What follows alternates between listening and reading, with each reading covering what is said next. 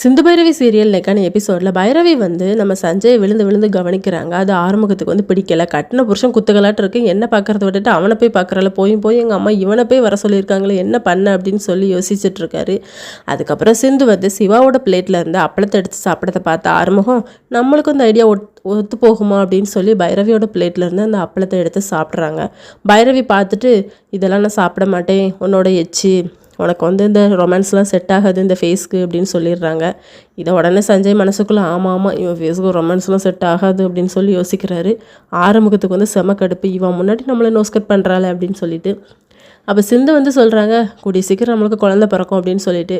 Already அங்கே ஒரு lady சொல்லியிருப்பாங்க, அடுத்த வருஷம் வந்து உங்கள் பேரம்பேத்திக்கு தான் உங்கள் மடியில் இருக்கும், இதை நான் சொல்கிறேன் அப்படின்னு சொல்லிட்டு. அது மட்டும் கரெக்டாக இருந்துச்சு, உங்களுக்கு வந்து தங்க மோதிரம் போடுறேன் அப்படின்னு சொல்லி ஆறுமுகத்தோட அம்மா வந்து சொல்லுவாங்க. அப்போ ஆறுமுகம் சொல்லுவாங்க, அதுக்கான விலைகளை நாங்கள் பார்ப்போம் அப்படின்னு சொல்லி. ஆனால் பைரவிக்கு வந்து பிடிக்கலை.